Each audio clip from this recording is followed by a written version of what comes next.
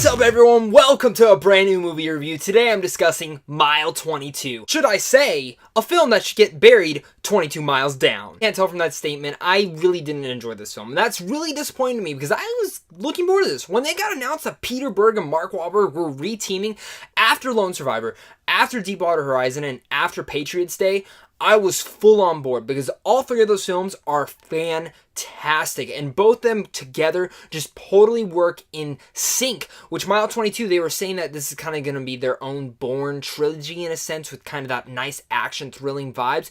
Got me hyped, got me on board, I was sold. Seeing the film now, I'll say this. It's a very generic action film. And that meaning it's very disposable. I put it and equate it to this. There's Call of Duty games like Call of Duty Modern Warfare 2, which is amazing, fantastic, set a new bar. And then there's Call of Duty games like Call of Duty Ghost, which doesn't set a bar, disposable, and you could just throw away and never play again. And that's Mile 22. I will never watch this film again. It's very generic in its aspects. I think the story's a very cool idea. It's about a bunch of operatives who are in this kind of secretive organization within the American government who they are like the third people you call. These are like deep level, no one knows who they are. They handle the crap. They're tasked with taking one man 22 miles through this very corrupt city to get him to a plane to get him out of the country. And that's a cool concept, having to take a package 22 miles in this very frantic and against the time clock. They only have like, I think 3 hours or so to get this mission done. And that is an awesome idea. The issue with the film is mostly with the script and the editing of the movie. I don't know really where to start with this movie because I have so many different thoughts boiling inside my head. But overall, let me get to my good parts. I thought Peter Berg did a fine job directing this film. It's just fine. It's nothing special. I do think he should have really worked on the action sequences though, because Peter Berg does bring that same style that he brought from Deepwater Horizon or say Lone Survivor or even Patriots Day. He brings that very frantic energy which works for those documentary type movies where they're based on real life stories, and that frantic feeling works in those films. It gets the action sequences and it's getting so frantic you can barely see what's happening on the screen. And a lot of that also goes to the editing, which we'll get to that con in a second. But I do think that Peter Berg should have adapted a different style when it came to directing the action sequences. Oh, and when I say the action is frantic, let me show what he looks like. Like this. Even say this, the characters in here are despicable. I didn't like any of them. The only reason I even liked any, I guess, I didn't like them. I liked the actors portraying them, so it made me like the characters, but there's no character development to them. There's a lot of subplot cliche things that make you try to like them. You know, Mark Wahlberg, it's Mark Wahlberg. He's charming. You're gonna like him, but he's kind of a dick throughout the whole entire film. Same with Maggie from The Walking Dead, Lauren Cohan. Fantastic actress. They're both fantastic actors and actresses in here, but it turns out she's the same thing. She has anger issues. She has a daughter, so you care for her in a sense. You want her to make it out of alive on this mission.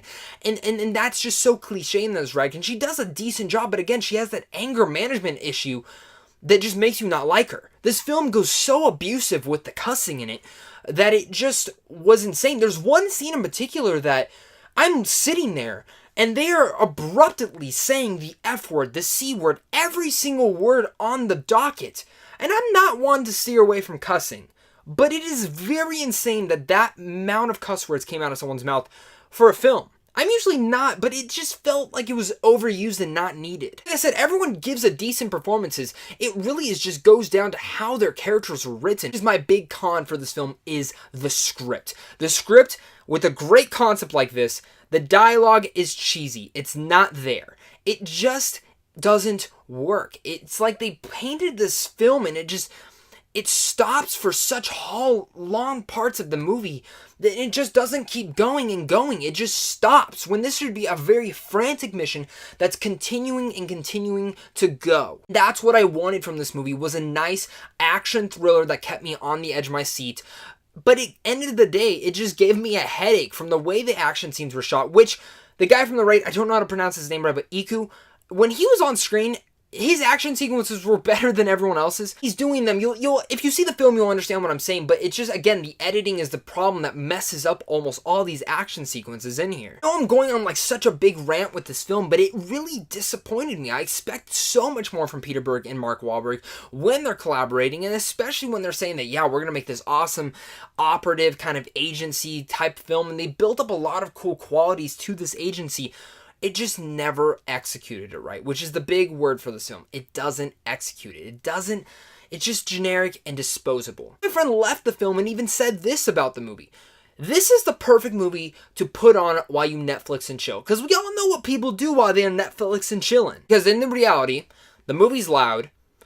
You don't need to watch it. It's disposable. And no one will hear what you're doing while you're Netflix and chilling. At the end of the day, Mile 22 is very generic and disposable. It's the Call of Duty ghost of all these action films for this year. Not the worst film I've seen this year particularly, just one of the most disappointing films I've seen this year. There should have been more to it. I can't say I would be on board to see a sequel to this. They do set it up very generically again. The script's poor, and even though it has good performances and these actors are giving them all, I just didn't like their characters at all to want to go on another adventure with them. Very disappointed in this one. So with all that said, I'm going to have to give Mile 22 a D+.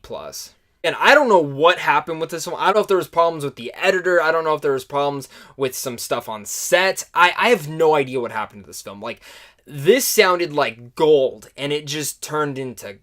Tell me, guys, did you guys get to see Mile 22? I want to hear your guys' thoughts down below on this film. Why are you down there? Why not tell me what your favorite Peter Berg and Mark Wahlberg collaboration is? Mine, personally, is Patriots Day. That film hit me very hard, like a rock. Also, guys, if you guys are new here, hit up Sandwich on Films right down there, down below, because right down there you guys can get into advanced movie screens like Happy Time Murders, which is coming up very soon. Look out for that, see if there's advanced screen hitting you soon. Also, you guys can check out movie news and also movie reviews. But guys, of course, until next time, stay classy.